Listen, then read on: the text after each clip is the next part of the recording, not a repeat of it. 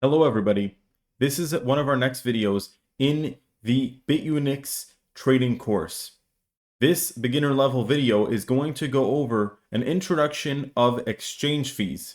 Now, trading fees and commissions are actually something that are beneficial to us as traders. It keeps the platform safe and secure. In the case of Bitunix, we have extremely low fees. Now, we can see here that there are two fee rates. One for spot trading and the other for contract futures trading. We have another video that explains the difference between spot and futures trading, so make sure to go check that out if you haven't already. Now, here we're going to see on the left side our current level and as well our VIP level, okay? If you want to get a quick access to what VIP level you are, just go over here to the top right and under your name you'll see your VIP level. Now, the VIP level will automatically adjust without you having to do anything based on how much you trade. The more you trade, the less you'll pay in fees. So you can see here that as we go up the VIP levels, the actual rates for the trading fees will drop a bit. This is to encourage long-term traders of the platform to stay with Bitunix. Now, let's also go over a place to find fees quickly. All you have to do is go down here to the service section at the bottom of the page and click on fees. We also have different types of fees.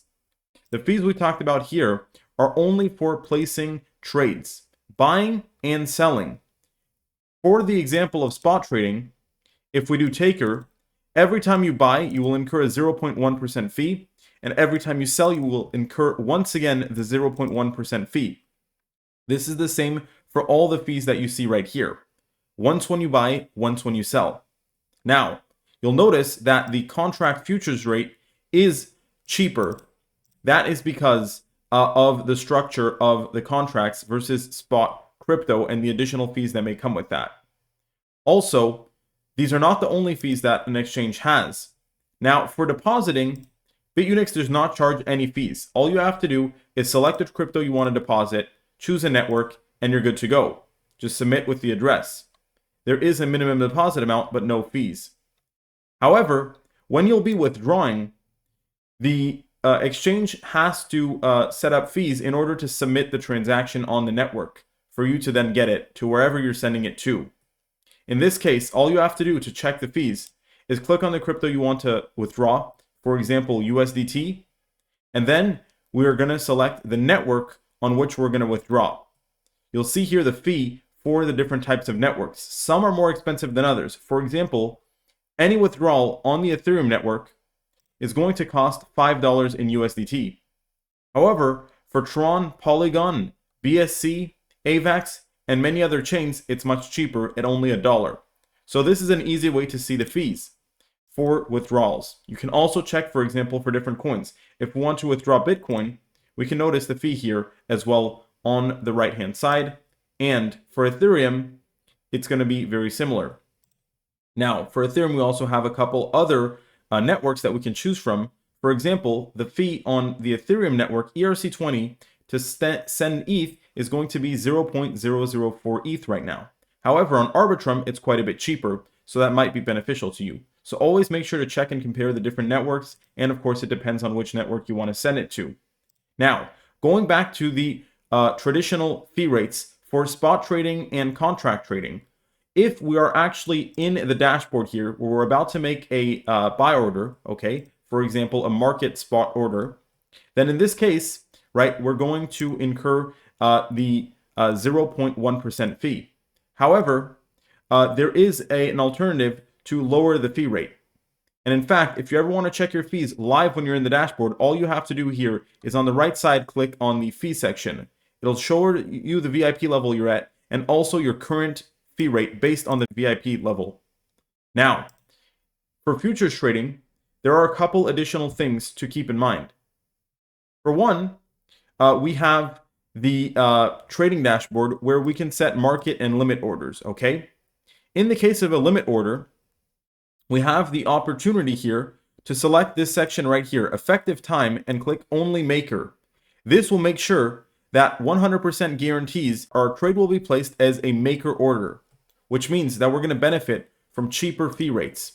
If you notice here for spot trading and for contract trading, there is a pretty significant discount on the fee rate for maker.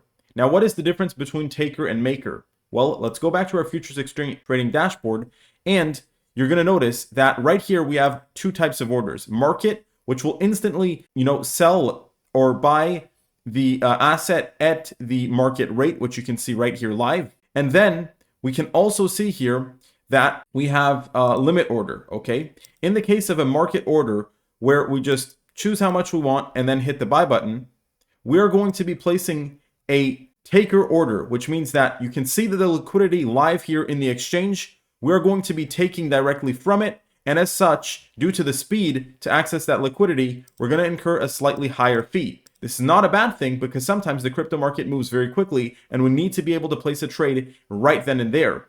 However, if you can be a bit more patient, or if your trade allows it, maybe you're exiting a position, you're going to want to click limit order. Okay, from there, just choose the amount and then make sure you come here to set only maker.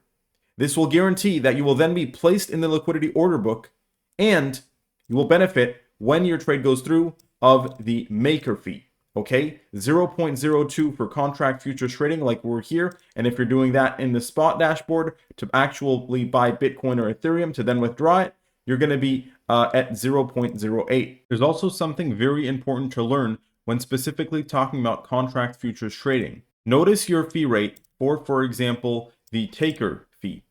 Now, you'll see that with futures contract trading, we can select the amount of leverage we want to use. If you're using no leverage, which would be 1, you're going to incur the exact fee rate that you see here, 0.06, once when you buy, once when you sell. However, if we increase our margin level to, for example, 2, we're going to have twice the amount, which would mean 0.12 when we enter and 0.12 when we exit.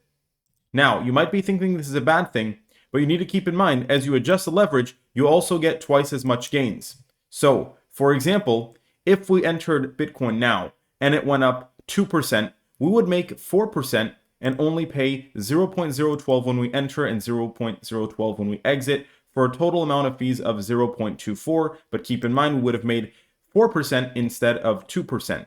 So it does adjust, but you do have to be careful because if we increase the margin level to, for example, 10, we're now going to be incurring 0.6 and 0.6 again when we enter and exit, for a total of 1.2%. However, every percent our trade goes up, we would make 10%. But just be careful that the fees will increase accordingly to the amount of leverage that you use. This becomes particularly more difficult to manage as you increase the leverage, so make sure you stay with something that you're comfortable with. So, to review, there are different types of fees. There are the traditional exchange fees, which can be seen here through the full trading dashboard that we reviewed. You can also go ahead and check the withdrawal fees by just selecting the asset you want to withdraw and seeing how much the fee is on the network. That is very straightforward. And then our final fee to keep in mind, apart from the withdrawal fees, is going to be one that is specific only to futures trading. This is called the funding rate. This is actually a fee that you are paying to the opposite side of the traders, for example, on the opposite position that you are. It is a little bit complicated, and we're going to make a specific video regarding this because this is not an actual fee that the exchange charges, but has to put in place to make sure that the market is in an equilibrium based on how many people are long and how many people are short. Okay, so a separate video will be made for this. This is a fee that is constant and happens several times throughout the day, but it is not something that the exchange charges, and all crypto exchanges that have futures contracts have a funding rate. So we'll talk about that in a later video, but just to recap, the exchange itself only charges spot and contract fees when you buy or sell once each, and of course for withdrawals. That's it for today. Thank you for watching.